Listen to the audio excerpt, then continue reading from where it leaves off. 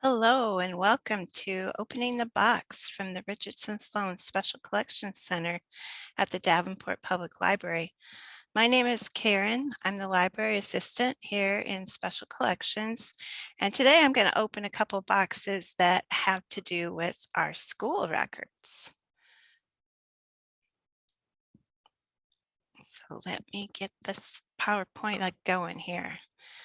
So this is just our little informational blurb that if you are interested in other materials, we invite you to view other editions of this series here on YouTube or give us a call in Special Collections. We're happy to help you. Today I'm going to open 6 different boxes that have information regarding Davenport's public schools. There are so many records in our collection that have to do with parochial schools, rural schools. Today, I'm just going to focus on our public schools. And this is to begin with a little chronological account. This was found in a public school directory in 1958-59. I think probably as a 100th anniversary type enclosure in the directory, that the Independent School District of Davenport was organized in May 1858.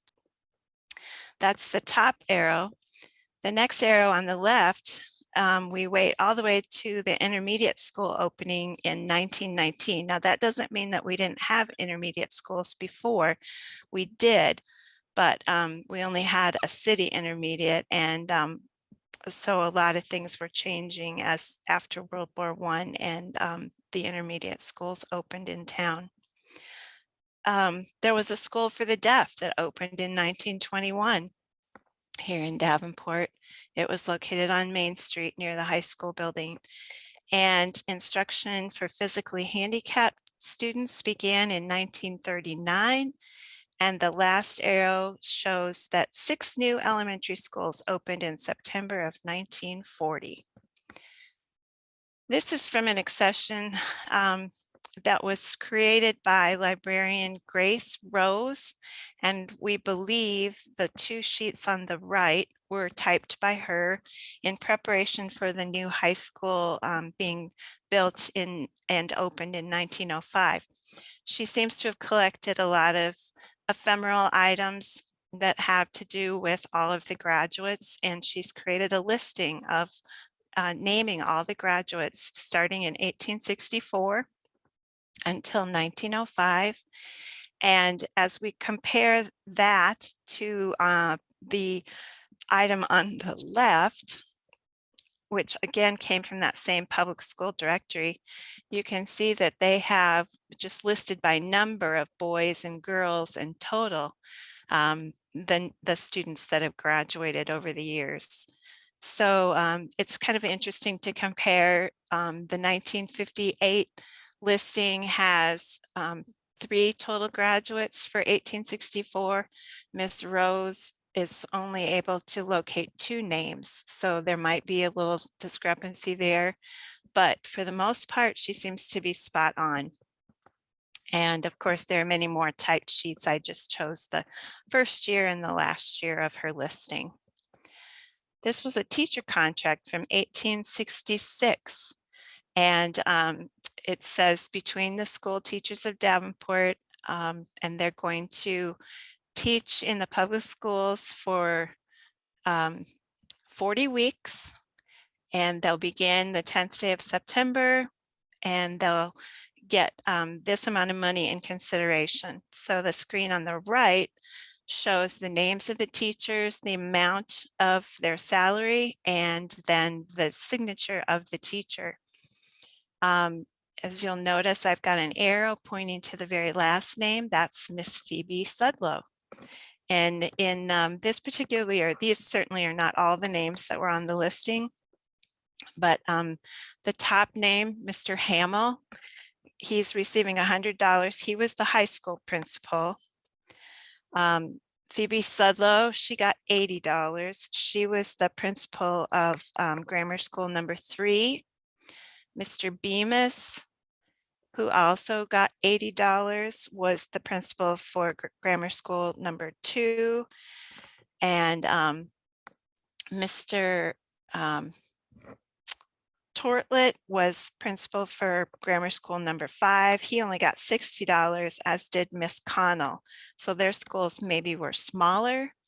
Not sure, but the highest paid employee for the school district was Mr. Hiskey, who was the school superintendent, receiving $120 a year. The lowest paid was Mrs. W.A. Bemis. She received $35. I'm speculating that she may have been the secretary to the superintendent because married ladies typically weren't allowed to teach. And as I said before, there was one high school, 4 grammar and 6 grammar schools, pardon me. So it looks like the average teacher that was in the grammar schools got $40 a year, which means they earned $1 each week for their efforts. And I pulled out the 1867 city directory just to compare and see what the positions held were by the different teachers and what schools they were located at, and used that to help me go through the contract list.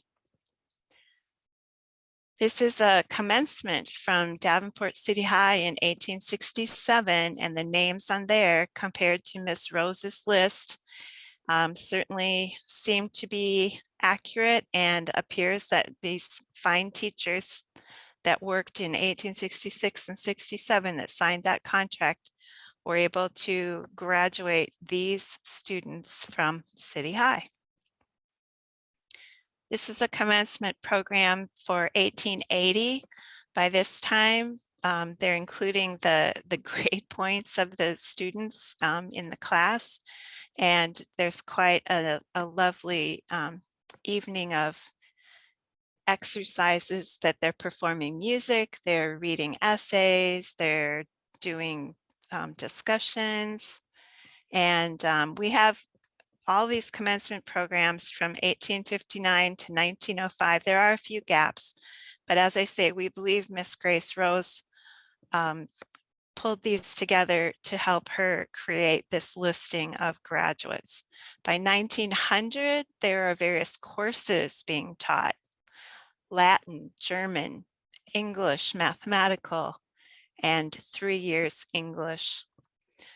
And here's the new high school building cornerstone program of exercises. And this was held, this children were to gather at Washington Square and march to the new high school with flags and music. And then the children participated by singing at the cornerstone ceremony. And this is an image of the high school building in 1905. That's the one we now call Davenport Central High School.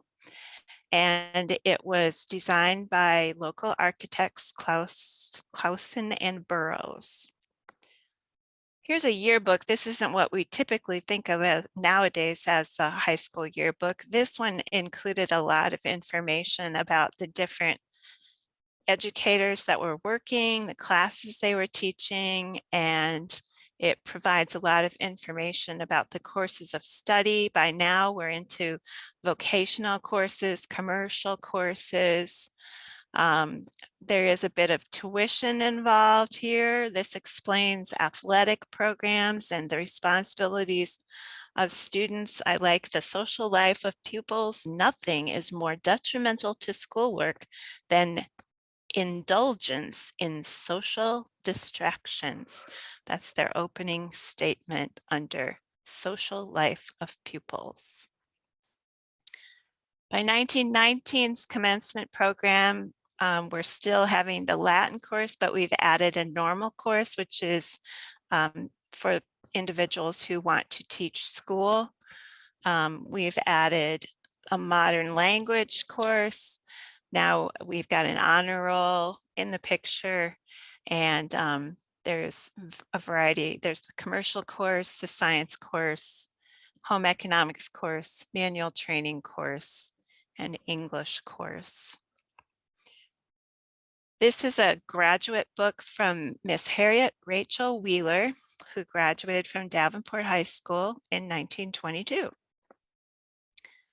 This is a image of Kemper Hall, which is still in use today at Davenport High School, and a poem about good old DHS. There's some class autographs with clever little poems. There's a listing of the class officers. Some of her teachers signed her book, and she has some memories of her graduation day, June 23rd, 1922. And it just so happened that that was her birthday. This is the dress that she wore to graduation. She drew a picture of herself in her dress and she describes it.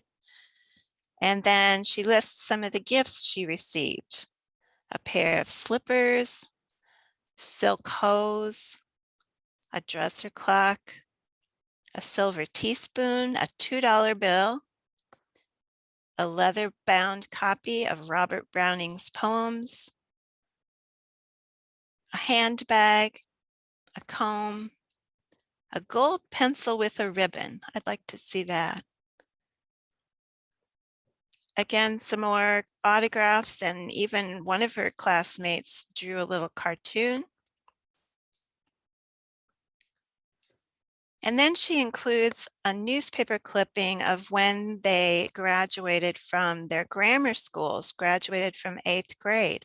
She's got the exercises program over on the left, and then she's glued the newspaper clipping on the right. And what caught my eye was the Kunin Medal Award. And we have in another accession an award. It's a silver medal. It was presented by a local businessman named Nicholas Kunin, and he liked to recognize their achievement of the students. And so I was doing some investigating on this, and supposedly these awards were discontinued in 1913. However, obviously, we saw Miss Wheeler's 1918 listing, so I think this is worthy of some further research. But here's what the front and the back of the medal looked like, at least in 1890. This particular one was awarded to Amanda Moldenscheit. Her name is engraved on it. She was in 7th grade at that time. So it appears that they were awarded to children not just in 8th grade, but in other grades as well, for good deportment, regularity of attendance, and general progress. So this intermediate school experience seems to have changed quite a bit between these early years and this election in 1917, which you'll notice I've put an arrow there. Women are voters at this election. You have to remember that women have just gained the vote. So this is an important time for them to participate in the civics of our community. And they're holding a special election to try to raise money to build these intermediate schools. And on the left is an image of J.B. Young Intermediate School, which was to be erected at 18th and Harrison. And the other two are very similar indeed. And of course, we know that they are Smart and Sudlow. This is an example of an intermediate school composition book from quite early, 1906, 1907. But the students were responsible for writing informational paragraphs, sometimes multiple pages on certain topics. And there's a little bit of red ink on here, but it looks like this student did a fairly good job. I don't see a lot of red ink. This is the type of report card that students in middle school or intermediate school, pardon me, were receiving in 1935. This is Miss Dorothy, or her nickname was Dodie. This is her 7th grade report card. G's mean that the work is very satisfactory, and E's mean the work is excellent. So it looks like Dodie's doing quite well. An A is average, and I don't see anything less than average. An F or a P would be considered poor. And she's even got some nice comments from her teachers. And again, this is her 8th grade report card, and she continues to do very well in school. By 1930, our high school is beginning to need some changes. So they have been brought up to date with a new high school gym, administration building, and heating plant. So this was a souvenir booklet that explains the things that have been done to upgrade the high school campus. And I just enjoyed looking at the pictures. I know that the gymnasium interior looks much like it did at this time. However, the exterior, of course, at Central has changed dramatically. Recently, that tall tower came down, but the interior of the gymnasium anyway has remained the same. The administration building is no longer extant. It was here when I moved to town in the 1980s, but it was raised in the early 90s, I believe. And it's not been too many years ago that they took down the great big tall tower of the heating plant. By 1940, the population of our community has grown, and we have 6 new elementary schools that were built, and they were all basically built with the same architectural scheme. And they are Jefferson, Monroe, Madison, McKinley, Washington, and Lincoln.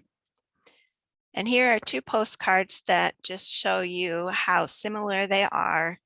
There are just slight differences. The building roof line of Jefferson and of Madison have more peaks.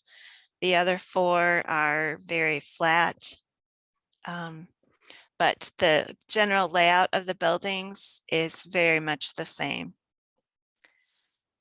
This is an interior shot of, it happens to be this gymnasium at Madison School for one of these new elementary schools. But as I said, they're all basically the same. So they look very much the same regardless of the building that you're in. Again, this is a classroom in Madison. These are the 1940s when the 6 new schools were built. The kindergarten rooms were enormous, and as a teacher, I happened to work in some of those large kindergarten rooms, and I enjoyed that very much, even today. Well, it wasn't today, it was in the 1980s, but. And here's an example of the library. Now, no doubt the library has changed dramatically since this time frame, as all libraries have. The auditorium at Central is virtually the same as it was. I can't speak to these auditoriums in the grammar schools. Now here is a listing of some more of our accessions that you could explore for school records, and we have many, many more. This particular brochure is broken down into public schools, private schools, and our tertiary schools, which would be beyond high school and include nursing schools, correspondence courses, business schools, Marycrest, St. Ambrose, and so forth. And you might use these resources in our archive and manuscript collection to explore a variety of topics related to schools, not just the Davenport schools, but parochial schools, the Catholic and the Lutheran schools in our area, rural schools, and we have a nice collection of things from our area of rural schools. We had a number of business schools in town, of course, nursing schools affiliated with our fine hospitals. You could explore these to get more information about the extracurricular opportunities for students at different time periods. Sports, amazingly, there were a lot of ladies, women, girls that were involved in sports in the early 1900s. And we've got some great pictures of them in their uniforms playing, posing with the basketball. And of course, there's always been drama and debate, lots of clubs, and of course, the arts, music, instrumental music and vocal, and all manner of artistic opportunities. There was a free German school here in Davenport. You could explore that. The kindergarten movement, very interesting to study. There was a deaf school, as I mentioned earlier, and we have a nice accession that we received recently that has not only information but pictures as well. You could explore when the school names changed from numbers to the names of all the presidents. Normal schools, which I mentioned briefly before, that was the course that you took if you wanted to become a teacher. And there were certain rules and tests that you needed to pass in order to do so. We have a sizable collection of items from both Marycrest and St. Ambrose colleges. And you could certainly use these materials to learn more about some of the more famous school personnel from Davenport. Phoebe Sudlow, one of the first female superintendents in the whole United States. And of course, Mr. Young, John B. Young, and Frank L. Smart. I want to thank you so much for joining us for this edition of Opening the Box. Here's a reminder of some of the ways you can get in contact with us. Please take a moment to follow us on Instagram, Facebook, check out our blog. Look at our archive and manuscript catalog on Archive Space, and do a little digging. And don't forget about our Upper Mississippi Valley digital image archive. There are a lot of images there that you might find of interest. So this was kind of a quick and speedy opening the box, but I hope you enjoyed looking in them and finding some of the interesting and unique items that we have in our collections for our Davenport Public Schools. Thanks for joining us. See you next time.